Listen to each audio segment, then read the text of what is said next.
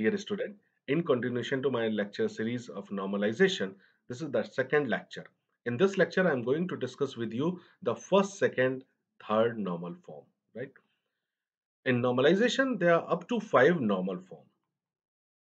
So here I'm going to discuss the first concept, functional dependency. This is the most important concept of the normalization, right? So see the definition. Let x and y are two attributes of a relation. Given the value of x, if there is only one value of y corresponding to it, then y is said to be functionally dependent on x. And this is indicated by x arrow y.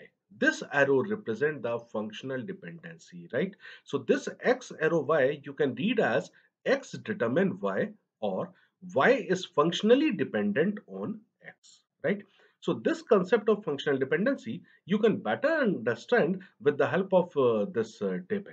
See, in this table, the employee number, employee name, salary, department name, and department location are the different attributes.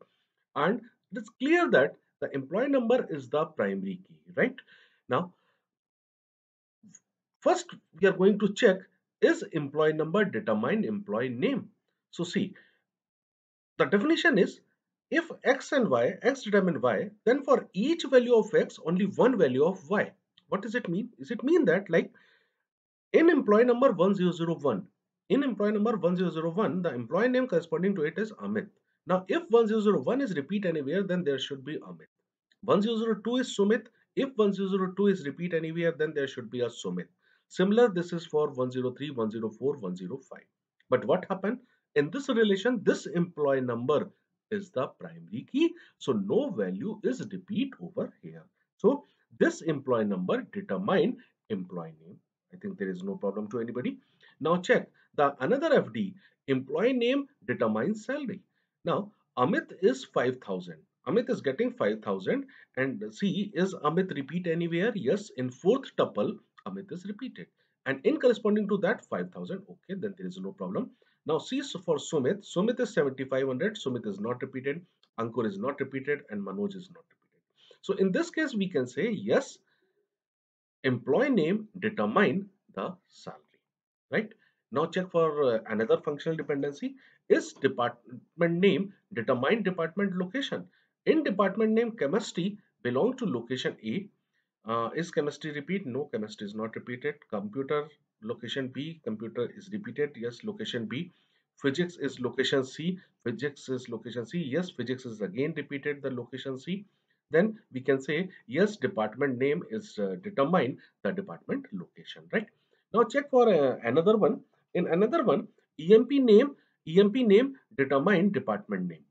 EMP name Amit. Amit Amit. In corresponding to Amit, the value is chemistry. Is Amit repeat anywhere? Yes. In four tuple, Amit is repeated again.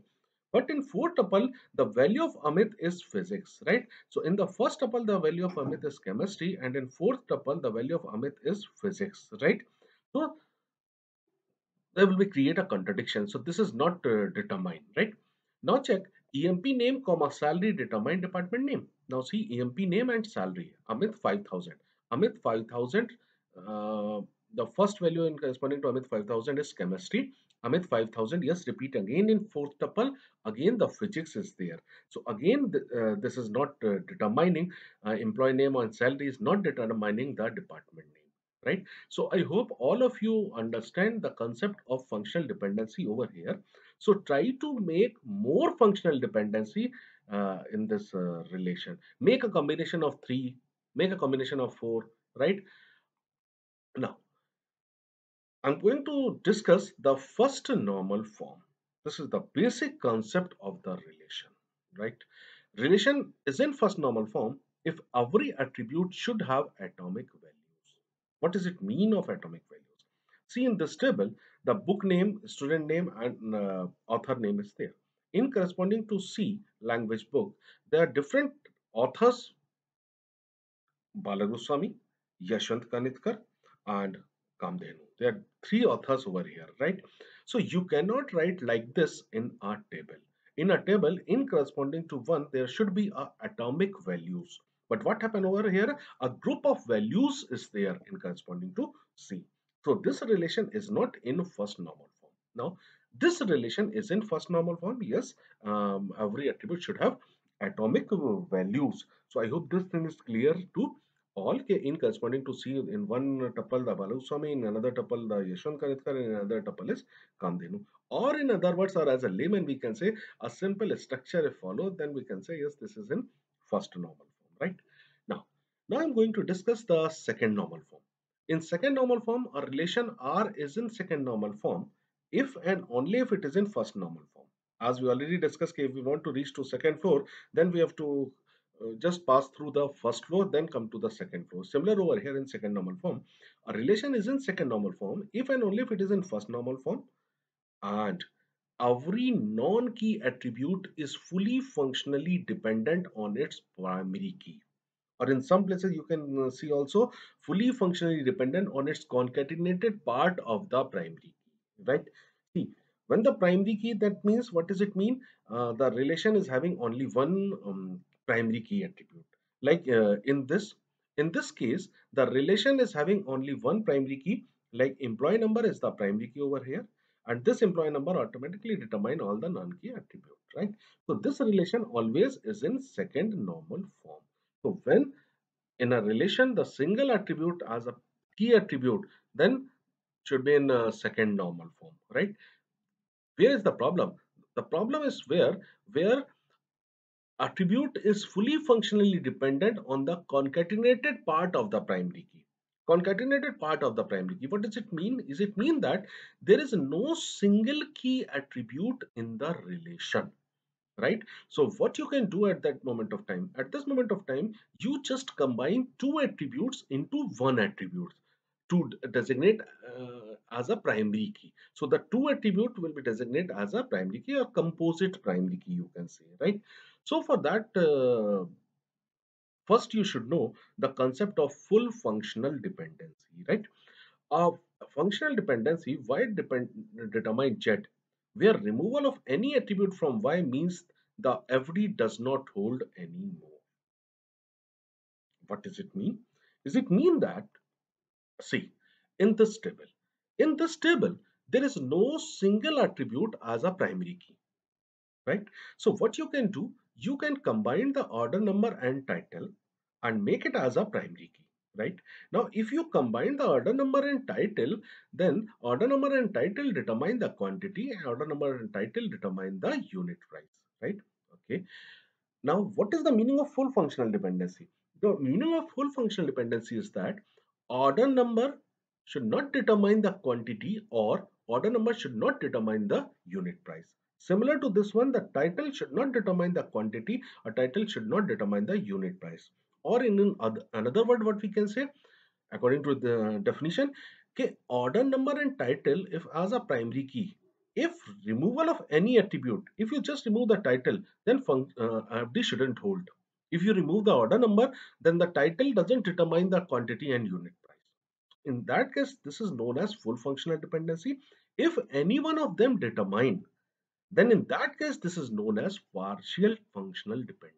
Partial functional dependency, right? See, in this case, order number doesn't determine the quantity and unit price. Similar, title does not determine the quantity, but the title is determine the unit price. This is the problem over here in this relation. So, what happened in the class if any student or anybody is creating a problem? Make them separate, right? Then what happened? In this relation, the title and unit price is creating a problem. Then do the decomposition in this relation. Make a separate table of title and unit price. So for that, the problem can be solved, right? Now, what you can do, you just decompose on the basis of problematic attribute. The problematic attribute is title and unit price. So just take the title and unit price in another relation, and in one relation you can take the order number, title, and quantity. So the whole relation, previous relation, is decomposed into two relation. The one is having the attribute order number, title, and quantity, and another is having the attribute title and unit price. Now check in both of them, is it in second normal form? Now in the first relation, order number or title is the primary key, okay. Order number is not determine the quantity, and title is also not determine the quantity. So this is in second normal form. Similar in the second, yes, title is the primary key and title determine the unit price, right? So in this way you can say, yes, this decomposition is in second normal form, right? So the conclusion is that if the single attribute is there as a primary key attribute, then the relation always is in second normal form. If there is a composition of the attribute, composite attribute, then we have to check the full functional dependency. If there is no full functional dependency, then make them separate the attribute, similar to this example, right?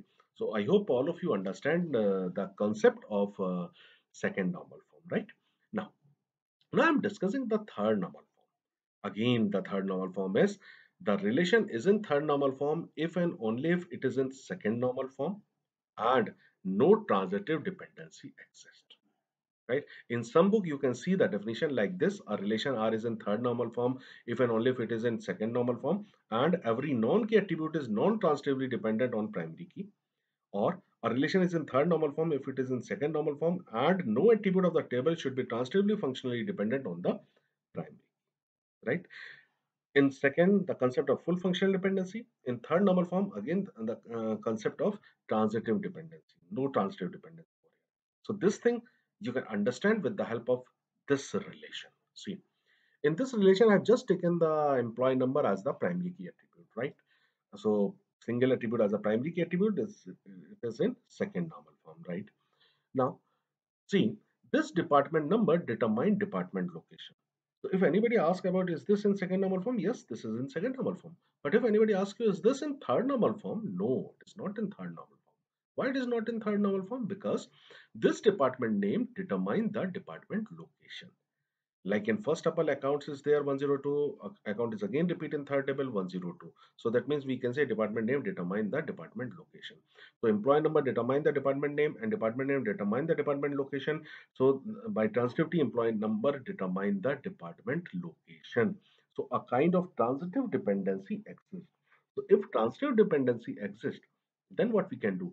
This department name and department location create a problem. So if this is create a problem, then what we can do? We can decompose it into another relation, right? So you can decompose this relation in this form. In one table, you can take the employee number, employee name, salary, and department name. And in another table, you can take a department name and department location. Right now, you can say yes in both of them. In employee number, determine all, right, and there is no other dependency in the attributes over here, right? So in that case, you can say, yes, now this relation is in third normal form, right? So this is the lecture summary. Here we discuss the first, second, and third normal form. In first normal form, having unique values, no repeating groups. In second normal form, we discuss having unique value, no repeating groups, and no partial dependency. And in third, we discuss must be in second and what? No transitive dependency. So this is all about the first, second, and third normal form, right? In continuation to this lecture series of normalization, in next lecture, we will discuss how to find the closure and how to find the candidate keys in our relation, right?